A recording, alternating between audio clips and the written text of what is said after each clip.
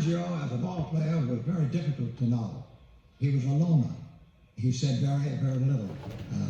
You don't find many quotes in the papers of DiMaggio playing days because he didn't say very much. He just performed. But he was the leader, he was the bell cow, and when DiMaggio was playing, the Yankees just felt that they had it in the bank. He was a non-pro ball player. There are people who played with him, said even though DiMaggio would steal 4, 5, 8 bases a year, that he was the best base runner of his time, too. He just didn't need to steal bases, so why bother? He didn't need to look as if he were crashing into walls, so why not glide to the walls instead? And of course, that swing, that immaculate swing, was the most beautiful of his epoch. Yankee center fielder Joe DiMaggio was something new in baseball. A superstar who was also of Italian descent. An immigrant fisherman's son from San Francisco. Writers and teammates weren't sure what to make of him. He was so protective of his privacy, a friend said, that he led the league in room service. Like Lou Gehrig, he was the mirror opposite of Babe Ruth, but he shared Ruth's determination to excel. A teammate once asked him late in his career, when he was often in pain, why he played so hard. Because, he said, there might be somebody out there who's never seen me play before. His nickname was Joltin' Joe, but in fact, he made everything look effortless. An opposing pitcher admitted that DiMaggio had only one weakness, a weakness for doubles. In 1941, DiMaggio was only about 26 years old. He'd been in the major leagues for 5 years, but he was not yet DiMaggio the god. He was just a young ball player, and he wasn't terribly popular. He had succeeded, Ruth and Gehrig. Ruth was still alive. Gehrig was dying, and here was this new guy. He wasn't popular because he held out. He wanted more money, as players do today and players did then. And he missed the beginnings of the season. He was booed. DiMaggio was booed. But in 41, that changed when he started to get the hits, and he just did it so terrifically, just sustaining it so that all the love turned around and came towards DiMaggio. On May 15, 1941, at Yankee Stadium, DiMaggio hit a single off White Sox pitcher Edgar Smith. Though no one knew it, it was the beginning of one of the most extraordinary batting performances in baseball history.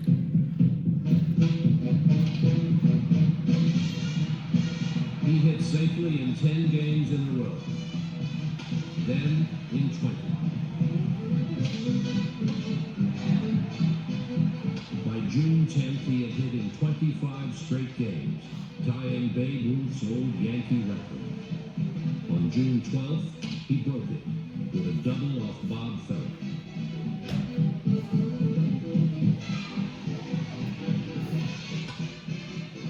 Three seemingly insurmountable records loomed ahead of him.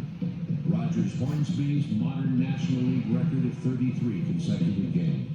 George Sisler's American League record of 41 games. And Wee Willie Keeler's all-time Major League record of 44, set back in 1897.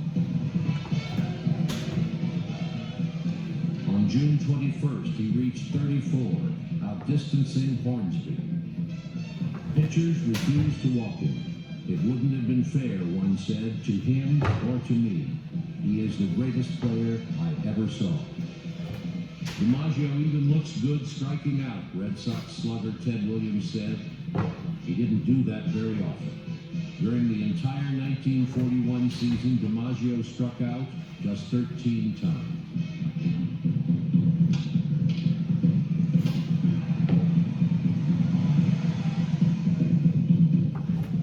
On June 26th, it almost came to an end. He went hitless in his first 3 times at bat. With 2 outs in the 8th, DiMaggio finally smashed a double to left, extending his streak to 38. George Sisler's record was next. Meanwhile, Joe DiMaggio holds up baseball's Yankees outfielder goes to bat against Washington with a consecutive hitting streak of 40 games. A safety will tie a 19-year-old Marner record. And on his third try, DiMaggio comes through. A swinging two-bagger equals George Sisler's mark for hitting in 41 straight games. And 31,000 local Washington fans forget partisanship to salute Joe DiMaggio. A doubleheader today, and DiMaggio rests between games while baseball drama builds. Cameras are ready, and the crowd's almost hushed. Joe has gone hitless 3 times in the second game.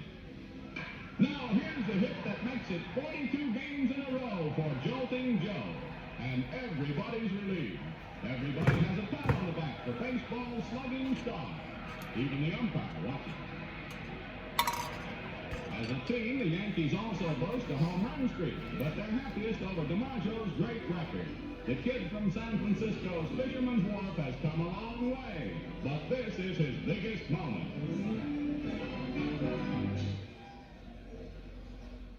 But afterwards, someone stole his favorite bat. I had sandpapered the handle to take off 3/4 of an ounce, he said. It was just right. Now he borrowed a bat from a teammate and went on hitting. Only Keeler's record, just 2 games away, remained to be broken. July 2nd, New York Herald Tribune. Joe DiMaggio reached into his private stock of ammunition yesterday at Yankee Stadium, reloaded his bat, and tied the all-time Major League record for hitting in consecutive games.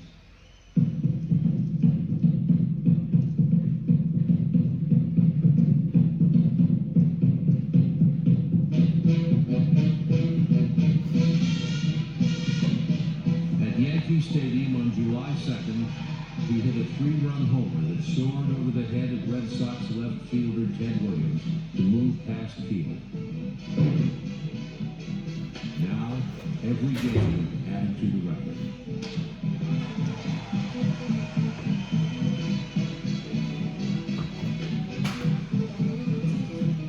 And it just kept going and going. And it just got into everybody in the country. People weren't really interested in baseball. A friend of mine, Andy Crichton, was driving across country with 3 friends who just out of high school in a jalopy, and they got to a town in eastern Montana. I guess they camped outside of town and they went to a coffee shop for breakfast. And Andy said in the coffee shop, dusty place, ranch hands and farmhands would come in. In those days, you didn't get much news. There wasn't any television. We got some news from radio, but most of the news was in newspapers. And these ranch hands would come in, they'd look over at the counter where the proprietor had a copy of the daily paper, and they'd just say, "Did you get one yesterday?" Didn't have to say who it was. Didn't have to say what it was. Just, did he get one yesterday? And this was the question all summer of 41. Did he get one yesterday? And when he did, there was such a sense of gratification. And I think it was, that we did that. One of our boys, one of the human race did this marvelous thing. And it just meant so much. It just kept us going. It sustained us. It was such an exciting year. And they started singing that song, Joe DiMaggio, we want you on our side. Everybody wanted on our side. On July 5th, DiMaggio hit in his 46th straight game, another home run, and got his stolen bat back. A boy named Jimmy Series of Newark, New Jersey, had spent 5 days tracking it down. Oh, Joe, what do you know? We need a hit, so here I go. Ball 1. Ball 2. Strike 1. Strike 2. On July 9th, DiMaggio hit a double in the All-Star game, but that one didn't officially count. Started baseball's famous streak that's got us overflowed. He's just a man and not a freak. Joe DiMaggio. Joe DiMaggio, we want you and I. He tied the mark at 44, July the 1st, you know. Since then he's hit a good 5 more. Joe DiMaggio. Joe DiMaggio, we want you and I. From coast to coast, that's all you'll hear of Joe, the one-man show. Our kids will tell their kids his name, Joe DiMaggio. We dream of Joey with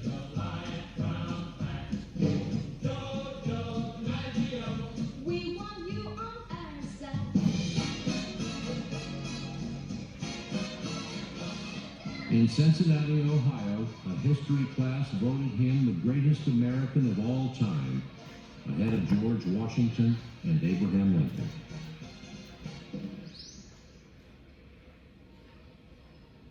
DiMaggio never lost his composure, though he smoked pack after pack of cigarettes and suffered from ulcers and insomnia.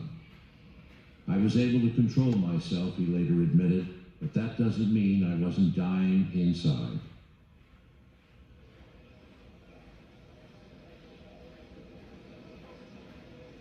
A sellout crowd filled Cleveland's Municipal Stadium on the evening of July 17th. Al Smith, a veteran left-hander, started for the Indians. Twice, DiMaggio hit hard grounders off him. Twice, the Cleveland third baseman Ken Keltner snuffed them out. In the eighth inning, DiMaggio came to bat again with the bases loaded against Jim Bagby and hit still another hard grounder. This time, it was caught by the shortstop, Lou Boudreau. New York won the game 4-3, but DiMaggio's streak had ended at 56 games. No one has ever come anywhere near that record since. And loudly speaking, whispers low of how they felt their Joe. One night in Cleveland, oh, goodbye street, DiMaggio. DiMaggio left the park with his teammate, shortstop Phil Rizzuto. Do you know, he said, if I got a hit tonight, I would have made $10,000. The Heinz 57 people were following me. If you work out the stats, no one should ever have had a hitting streak anyways near that long. And the next biggest is the 44, the Blue Warriors and Willie Keeler did. And there's a big difference between 44 and 56 games. That's an amazing statistic because remember, season statistic, you can slouch for a while, you can have a slump.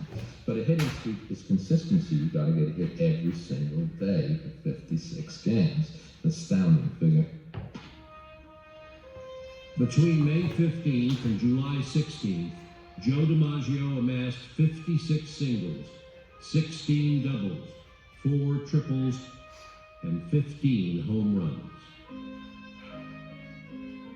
The day after his streak ended, he started a new streak.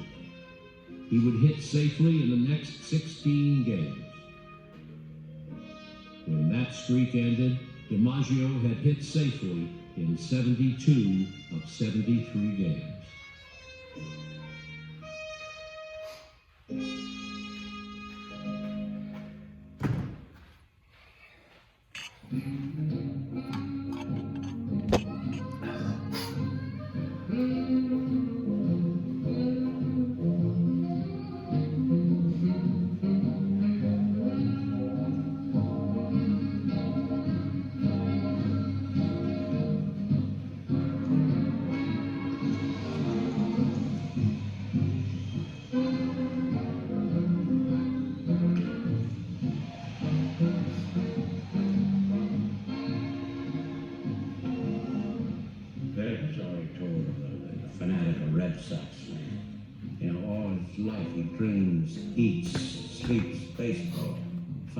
Righteous man says, is there nothing more important than baseball? Suppose this boat we're in right now, the rowboat, we're sinking, and you could save only one. Your father's on the boat and Ted Williams.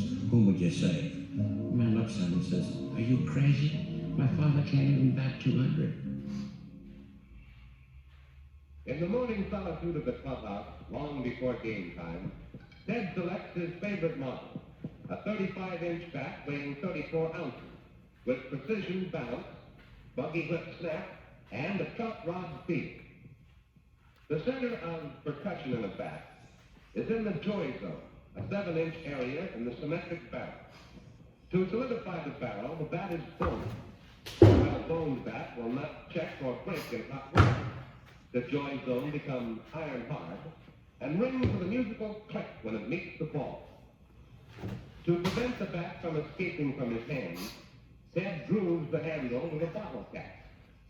This produces hand security, for at contact, his bat has generated rocket speed.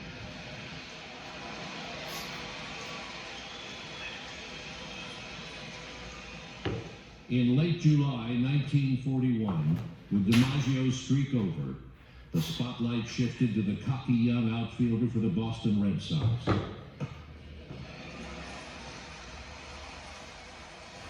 Williams' obsession with hitting was admired, but he was not loved the way the exuberant Ruth had been, the way the shy DiMaggio was. He feuded with the press, lined baseballs at fans who jeered him, and once was fined $5,000 for spitting at them. Now I look back and I think, well, I didn't handle it very well. I didn't think the Red Sox handled it very well. And certainly the press made it pretty tough for me. And so I think all that is kind of silly as you look back, but it happened and it had quite an effect on me.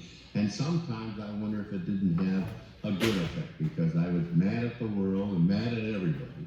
And I built the plate more determined than ever. After hearing boos from the crowd in his rookie year, he vowed never again to tip his cap after hitting a home run, no matter how loud the cheer. Ted Williams owed them nothing but hits. In 41, Williams was tall, thin, gawky. He had nicknames: the splendid sprinter, toothpicked head, things like that. He was an awkward-looking ball player. He couldn't field. I mean, he could catch a ball. He was an awkward fielder. Had a good arm from the outfield because he used to pitch, but he was not a good fielder. He was distracted in the outfield. He'd stand in the outfield, swinging from an imaginary bat instead of looking at home plate. Sometimes in 41 and 1940 particularly, he sometimes wouldn't run out ground balls. He wouldn't run out the pop flies, and the crowd would boo him. The crowd would have to yell at him. In 1941, Williams was considered a flake. They didn't use the term then, but that's what he was. And he was considered a very fine hitter, but not yet a great ball player. And 41 was the making of Ted Williams, the hitting streak, the home run in the All-Star game. So pitches, Williams swings at a high drive, going deep, deep. It is a home run against the tip top of the right field stand. A tremendous home run that brought in 3 runs and turned what looked to be a National League win into an American League 7-5 win. 2 men were on, 2 men were out, and what a loss. Williams just let go and hit one of the biggest home runs that's ever been hit at this park. And how things changed. Although he had broken his ankle in spring training, he had a 23-game hitting streak of his own that year, and he was batting 70 points higher than DiMaggio, well over 400, something no other ball player had done since 1930. For the next 2 months, Williams dominated the league.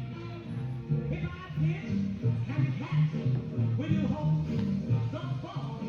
When you stand to the plate, when you swing and fall, if you play, you gotta know how sometimes that hold on. Get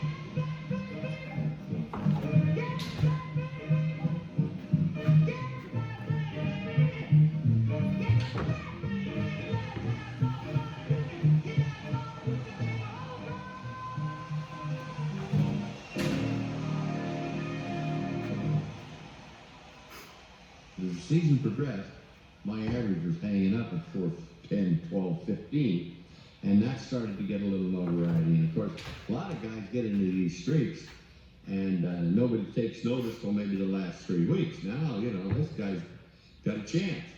And so that's when I started to feel a little bit of pressure on this thing. Toward the end of the season, Williams' average began to drop. It was so dramatic. His average had been dipping slowly, 410, 4.8, 4.6. They left Boston for the last week of the season, went to Washington. Ted had a bad doubleheader, and his average dropped to 4.01. They had 3 games left in Philadelphia. 1 on a Saturday and a doubleheader on Sunday. And the Boston papers started talking about whether they should sit Williams down, let him sit out, hold his 4.01 average. And Joe Cronin, the Boston manager, said to Williams, "Why don't you sit down? Why don't you keep this?" And Williams, to his tremendous credit, said, no, it's not a record, and I should play all the way. So he insisted in playing. And on Saturday, I think he went 1 for 4, and his average dropped to 3.995, 3.955. just under 400. It would round off to 400, the way baseball does things, but it wouldn't have been. People all through the years would have said, well, he hit 399.55. So he really had no choice but to play the last game. I walked all over Philadelphia with Johnny Orlando that night, talking about what I had to do, worried about whether or not I could do it. Hopefully I was going to be able to do it, and talking over the pitches I was going to have to face the next day. Probably so tired going into the park that I was relaxed. Again, Joe Cronin suggested that he sit out the games rather than risk damaging that record. Not ever. Never a thought. And I was even surprised when Cronin that very day came up to me